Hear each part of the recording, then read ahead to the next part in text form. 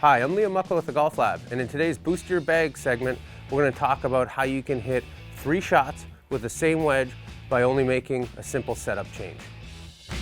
The first thing that we need to do before we go and actually hit these shots, though, is understand a little bit about the wedge, its design, and how it works.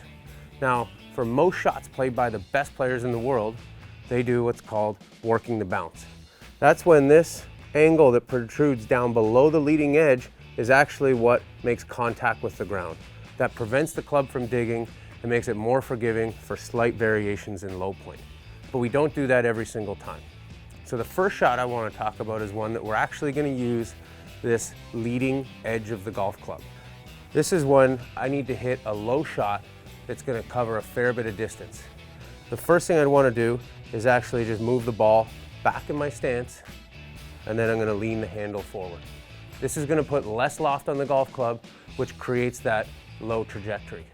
Now, the other thing to be aware of, this is also going to move the impact point down on the club, which will most likely give you more spin than what you're used to having.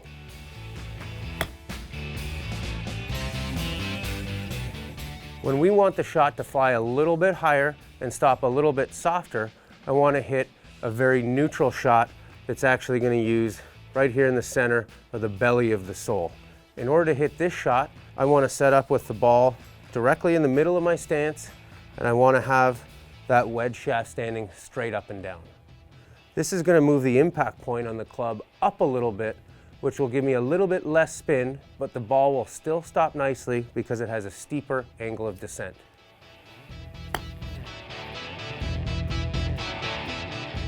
The last shot that we're going to hit is called a trailing edge shot.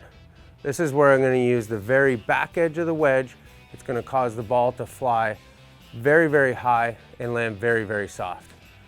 In order to set up for this shot, I want to move the ball up in the stance.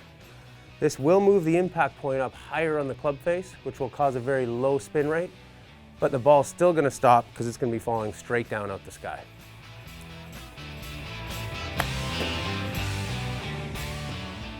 So there's 3 simple ways that you can adjust your setup, make the same golf swing, and create 3 varying trajectories with the wedge that you've already got in your golf bag.